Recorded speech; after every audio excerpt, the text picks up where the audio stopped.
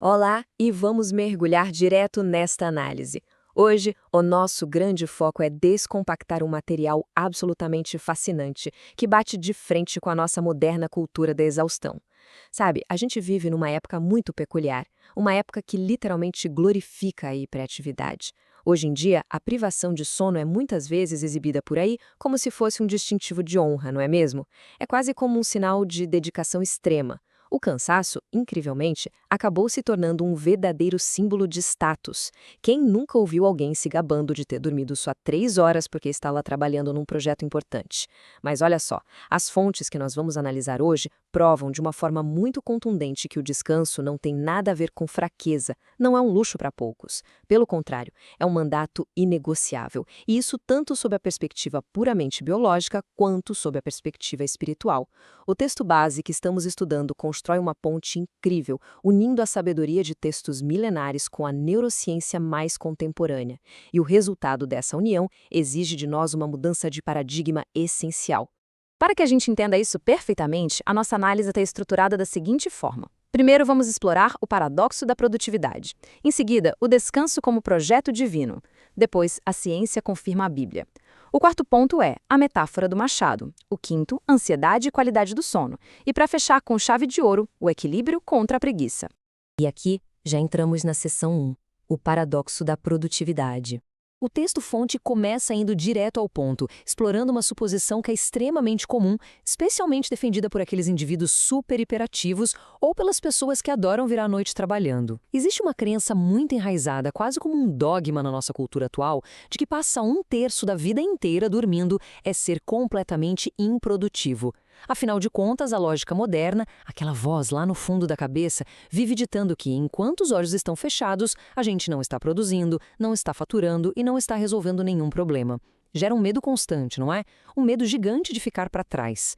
Essa é uma ansiedade que é alimentada diariamente pela pressão do mundo corporativo e por essa hiperconexão digital maluca em que a gente vive, o que faz com que absolutamente qualquer pausa traga um profundo e pesado sentimento de culpa. Mas a grande pergunta que o material nos faz é: será que essa lógica de hiperprodução contínua e ininterrupta realmente se sustenta a longo prazo?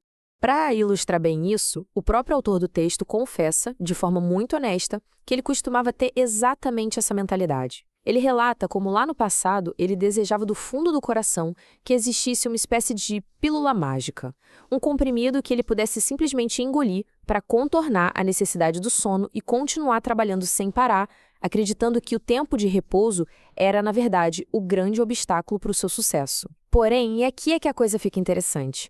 O material detalha uma enorme virada de chave. É a percepção de que o descanso é, na verdade, uma questão de sobrevivência absoluta.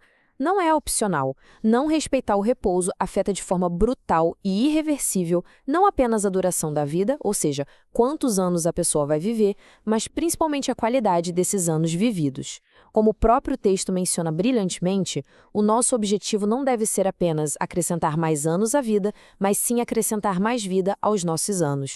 Avançando um pouco mais, chegamos à seção 2, o descanso como projeto divino. O autor destaca algo muito profundo aqui. Ele nos mostra que, desde o princípio de tudo, lá nos relatos do Gênesis, o Criador estabeleceu uma pausa obrigatória. Olha que conceito forte. O descanso não foi um remendo, não foi um ajuste feito de última hora porque o corpo humano de repente apresentou uma falha de projeto. Não, ele foi um design divino, perfeitamente planejado desde a fundação do mundo. O próprio Deus, que é descrito em todos os textos sagrados como um ser incansável, instituiu o sétimo dia como um princípio irrenunciável de repouso e de santificação. E a análise do autor vai ainda mais longe. Ele lembra que esse princípio fundamental se estendia até mesmo à terra. Na antiguidade, a terra também devia descansar a cada 7 anos, em um ciclo agrícola rigorosíssimo. E sabe o que é fascinante? O material aponta que ignorar isso trazia consequências históricas devastadoras. Existem relatos de nações inteiras e grandes impérios que simplesmente entraram em colapso porque se recusaram a pausar a sua produção e a respeitar os limites naturais de suas próprias terras e de seus povos. Até mesmo a figura de Jesus, em seus relatos históricos que conhecemos bem, é descrita respeitando esses limites físicos de uma forma muito clara. A gente o vê sentando-se completamente exausto, à beira de um poço sob o sol escaldante do meio-dia, ou então dormindo tão profundamente no porão de um barco que nenhuma tempestade assustadora conseguiu acordá-lo de imediato. A conclusão é que a pausa é inegavelmente intrínseca e essencial ao projeto original de toda a vida humana. E para complementar essa visão, nos relatos bíblicos, nota-se a observação clara de que um dia tem 12 horas de luz. O texto indica que esse é o período ideal, o período que foi projetado para andarmos e trabalharmos de forma segura e realmente produtiva. A implicação que o autor tira disso é sensacional. As outras 12 horas, as horas de escuridão, foram criadas de propósito como um limitador natural. É uma fronteira física imposta pela própria ordem do universo para frear nossa produtividade e nos forçar à restauração. Pensa só, antes da invenção da eletricidade, a chegada da noite literalmente obrigava toda a humanidade a parar as suas atividades. Não tinha outra opção. No entanto, a nossa modernidade, o advento da lâmpada incandescente e hoje o brilho constante e hipnótico das telas dos nossos celulares e computadores distorceram completamente esse ritmo natural. A tecnologia criou a ilusão, e uma ilusão muito perigosa, de que a humanidade pode simplesmente ignorar a noite, varar a madrugada e continuar operando indefinidamente, desrespeitando o nosso relógio biológico mais primordial. Isso nos leva perfeitamente para a nossa seção 3, A Ciência Confirma a Bíblia. O material que nós estamos dissecando hoje traz as constatações de um neurocientista renomado, o Dr. Matthew Walker, que é um especialista global nesse assunto. E os dados que ele apresenta são, para dizer o mínimo, de cair o queixo. É alarmante. 2/3 dos adultos nas nações desenvolvidas simplesmente falham, não conseguem obter as 8 horas de sono recomendadas. A Organização Mundial da Saúde estipula essa média de 8 horas não como uma mera sugestão opcional de estilo de vida, mas sim como um requisito básico, fundamental para a manutenção das nossas funções vitais e cognitivas. O fato de uma parcela tão gigantesca da população mundial não alcançar esse mínimo significa uma coisa muito séria. A imensa maioria da força de trabalho atual está operando todos os dias sobre um déficit invisível, porém extremamente tóxico e perigoso para o corpo e para a mente. Os dados apresentados por Walker detalham as consequências físicas reais e severas dessa privação contínua. É exatamente aqui que a conta biológica fica assustadora e muito, muito clara para todos nós. O texto revela que dormir menos de 6 ou 7 horas por noite destrói de forma agressiva o sistema imunológico. E não para por aí. Chega a mais que duplicar o risco de desenvolvimento de câncer. Além disso, o sono insuficiente é apontado pelas pesquisas como um fator decisivo no desenvolvimento da doença de Alzheimer a longo prazo. Ele também afeta o nosso metabolismo de um jeito assustador, alterando os níveis de açúcar no sangue a ponto de classificar o indivíduo perfeitamente saudável como pré-diabético em questão de poucos dias de privação. E, claro, aumenta drasticamente os riscos de eventos cardiovasculares fulminantes como infartos e derrames. E tem um ponto biológico que o material aborda que é fascinante. Como a privação de sono bagunça totalmente os hormônios da saciedade, especificamente a leptina e a grelina.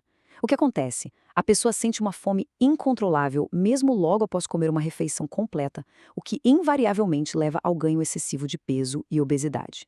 Em resumo, cada pecinha, cada componente da saúde física e mental é corroído pela negligência contínua do sono. Sabe aquela famosa frase motivacional que a gente vê muito na internet, vou dormir quando morrer? Pois é. O autor nos alerta que essa é uma receita trágica e muito literal. Quem adotar essa postura hardcore vai acabar morrendo muito mais cedo e com uma péssima qualidade de vida. O texto, inclusive, solta um dado chocante. Ressalta que dirigir com sono causa mais mortes nas rodovias hoje em dia do que a combinação desastrosa de álcool e drogas. Esta é, sem dúvida, uma das constatações científicas mais duras que o autor enfatiza no material. A gente precisa entender que o cérebro humano não funciona de jeito nenhum como uma conta de banco, onde se pode acumular uma dívida imensa ao longo da semana e depois pagar tudo com juros, dormindo até o meio-dia no fim de semana. A ciência é clara, o sono perdido está perdido para sempre. Biologicamente falando, aquelas fases cruciais de reparação como os ciclos de sono profundo e o famoso sono REM, que são absolutamente necessários para a consolidação da nossa memória e para a limpeza das toxinas cerebrais, não podem ser simplesmente comprimidos num curto espaço de tempo ou recuperados numa maratona de sono posterior. A fonte destaca um fato impressionante sobre a nossa espécie. Nós, os seres humanos, somos a única espécie em todo o planeta Terra que se priva deliberadamente do sono sem obter absolutamente nenhum ganho biológico legítimo em troca. É o que podemos chamar de uma verdadeira autossabotagem evolutiva. Vamos agora para a seção 4, a metáfora do machado. Para tornar tudo isso muito prático, o autor resgata um provérbio antigo, lá do livro de Eclesiastes, e compara o nosso corpo humano a um machado usado para cortar lenha. Pensa na cena. Se o machado estiver cego, o trabalhador vai ter que usar o dobro, talvez o triplo de força. Ele vai perder muito mais tempo, vai suar muito mais e ficará completamente exausto, esgotado ao final do dia, sem ter cortado quase nada. No entanto, se houver inteligência, a sabedoria de fazer uma pequena pausa temporária só para afiar a lâmina, o trabalho será retomado de uma forma muito mais rápida, muito mais limpa e imensamente mais eficiente. E a reflexão que fica é: quantas vezes a nossa rotina de trabalho diária se assemelha a ficar batendo numa árvore repetidamente com uma lâmina cega? Negar o descanso em nome de uma suposta urgência e produtividade é exatamente igual a agir como um lenhador teimoso que alega não ter tempo para parar e afiar a ferramenta porque está, ironicamente, muito ocupado suando litros para derrubar a árvore sem sucesso. É uma abordagem totalmente irracional que destrói na raiz a nossa própria capacidade de produzir resultados que realmente importam. Outra metáfora simplesmente brilhante apresentada no texto, originalmente do Dr. Audrey Marshall, é a do parque de diversões. Imagina só um imenso parque temático, lotado, que funciona o dia inteiro com milhares de visitantes correndo para lá e para cá, gerando muito desgaste nos brinquedos, produzindo montanhas de lixo e consumindo um monte de recursos. A limpeza pesada, o conserto mecânico complexo dos brinquedos e o reabastecimento das lanchonetes não podem, de jeito nenhum, acontecer enquanto a multidão está lá dentro circulando e brincando. Toda essa reparação, que é essencial para o parque funcionar no dia seguinte, só pode ocorrer durante a noite, com os portões trancados e as luzes baixas. O corpo e o cérebro humano funcionam de maneira absolutamente idêntica. Apenas e tão somente quando o indivíduo adormece de verdade é que as nossas equipes de manutenção celular entram em ação. Elas vão lá reparar os tecidos danificados, vão consolidar as memórias e todos os aprendizados do dia e vão varrer, literalmente limpar, as proteínas tóxicas que se acumularam no cérebro.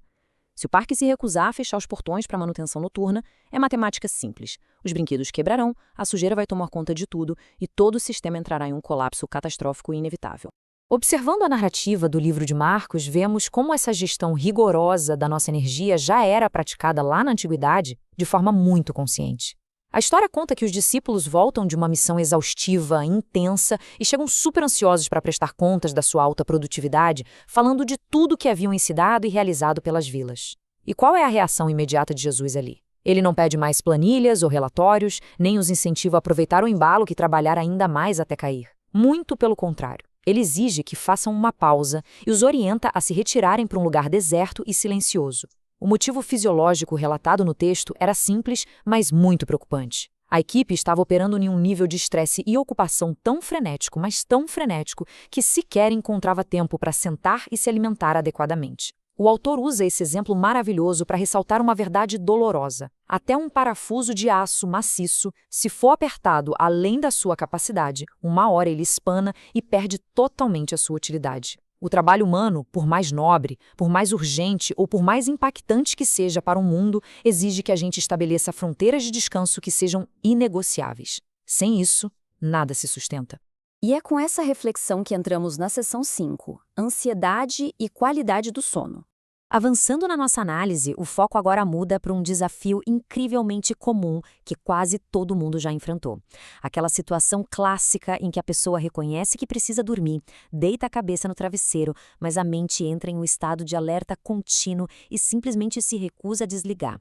O autor identifica com muita precisão que as perturbações do sono muitas vezes não têm origem apenas em fatores fisiológicos, tipo ter tomado café demais no fim da tarde. Muitas vezes, essas perturbações nascem de profundas desordens emocionais e relacionais que deixamos mal resolvidas. A ansiedade crônica e aquela preocupação obsessiva com o que vai acontecer no futuro funcionam no nosso corpo como um alarme de incêndio que dispara e não para de tocar dentro do cérebro. Isso libera rios de cortisol na corrente sanguínea e impede totalmente a descida para aquele ciclo de sono profundo e reparador. O texto faz um contraste poderoso aqui. De um lado, a tranquilidade do trabalhador que experimenta o que chamam de sono doce, que é aquele que repousa com a consciência leve e o corpo fisicamente cansado. Do outro lado, a insônia torturante daquele que possui uma mente hipervigilante, com o coração acelerado e os pensamentos correndo a 1000 por hora no escuro do quarto. O material aponta que a falta de confiança espiritual, aquela dificuldade de acreditar que existe um controle maior sobre as circunstâncias da vida, somada ao estresse de conflitos interpessoais que a gente varre para debaixo do tapete, alimenta diretamente essa inquietação. E isso transforma o descanso reparador numa missão quase impossível. É fascinante observar como o autor pontua essa instrução bíblica super famosa sobre a raiva, lá de Efésios. Geralmente essa frase que nos orienta a não deixar o sol se pôr sobre a nossa ira é vista apenas como um bom e velho conselho moral, algo para manter a paz e evitar que inimizades se prolonguem. Mas, à luz deste estudo profundo sobre a mecânica do descanso, essa antiga sabedoria ganha uma dimensão de saúde fisiológica imediata. É impressionante. Ir para a cama carregando raiva inflamada, ressentimento latente ou um conflito familiar não resolvido destrói quimicamente a arquitetura do nosso sono.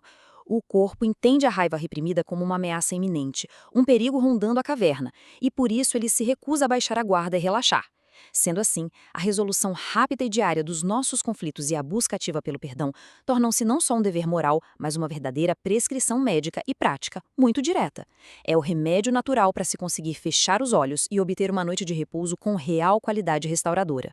Chegamos então à nossa última sessão, a sessão 6, o equilíbrio contra a preguiça. Entrando na reta final desta análise, é absolutamente imperativo abordar o extremo oposto do espectro. Toda essa defesa rigorosa e baseada em dados sobre a necessidade vital do descanso precisa de contornos e limites muito bem definidos. Por quê? Para que não seja distorcida ou usada como uma desculpa esfarrapada para a inércia, para a apatia ou para a inatividade total. A fonte que estamos dissecando toma um cuidado cirúrgico para equilibrar essa balança de uma forma precisa e extremamente sensata. Se por um lado a hiperprodutividade frenética e a negligência do sono são expostas como atitudes destrutivas e biologicamente muito tolas, a sabedoria milenar é igualmente feroz e incisiva ao condenar a preguiça de forma categórica. Textos do livro de Provérbios são citados para nos mostrar que amar demais o sono de uma forma indevida e fugir constantemente da responsabilidade e do trabalho árduo inevitavelmente traz pobreza, escassez e ruína moral. A preguiça não é descanso pessoal. A preguiça é deterioração. O descanso verdadeiro só possui valor reparador e só faz algum sentido fisiológico porque ele ajusta a recompensa. Ele é a pausa mais do que necessária que sucede um período de trabalho diligente, esforçado e produtivo. Usar a inegável necessidade biológica de dormir para mascarar a nossa própria falta de empenho e de diligência diária é uma atitude tão perigosa e prejudicial quanto a atitude daquele profissional viciado em trabalho que se recusa obstinadamente a parar de trabalhar. E essa é a grande e definitiva síntese de todo o material que exploramos hoje. A mensagem central, que consegue entrelaçar de forma tão magnífica tanto as antigas escrituras e suas instruções milenares, quanto as ressonâncias magnéticas mais detalhadas dos modernos laboratórios de neurociência, é exatamente a mesma em ambas as frentes. O excesso mata, e as leis naturais não podem ser quebradas sem que se pague um custo altíssimo. Seja a recusa obstinada e cheia de orgulho em descansar, impulsionada pela ambição desmedida, ou a recusa contínua em trabalhar, impulsionada pela indolência, qualquer um desses extremos vai violar severamente as leis intrínsecas de como a nossa máquina foi tão complexamente projetada para operar. Ignorar essas leis carrega um pedágio muito pesado, e a conta chega, geralmente cobrada na forma de doenças crônicas devastadoras, colapsos nervosos e relacionamentos inteiramente desfeitos. A saúde plena, a criatividade que a gente tanto busca e a longevidade habitam de forma única no ritmo harmonioso, naquele equilíbrio deliberado entre apertar o passo com vigor quando é hora de trabalhar e permitir, sem um pingo de culpa, que a máquina humana esfrie, se repare e se renove quando é hora de parar. Para concluir nossa análise de forma definitiva, o material nos deixa com uma provocação profunda e bastante perturbadora, baseada em absolutamente tudo o que destrinchamos aqui exaustivamente. Ao sacrificar horas preciosas de repouso no altar de uma mera ilusão de se tornar mais produtivo, será que o ser humano moderno não está, na verdade, apenas acelerando o seu próprio colapso físico e mental? Essa é uma reflexão que desafia de frente e com muita base sólida essa narrativa cultural contemporânea tóxica de que dormir pouco é um sinônimo inevitável de sucesso e de comprometimento. Pelo que ficou evidente em todas as fontes, não é. O descanso deliberado, planejado com intenção e respeitado de forma sagrada não é, de forma alguma, tempo jogado no lixo. Muito pelo contrário, ele é o alicerce absoluto, o fundamento principal e irrenunciável para a construção de uma vida que seja longa, biologicamente saudável, emocionalmente estável e, no fim das contas, verdadeira e sustentavelmente produtiva. Que todo esse conhecimento que exploramos hoje sirva não só de reflexão teórica, mas como uma ferramenta altamente prática para a nossa rotina diária a partir de agora. Até a próxima!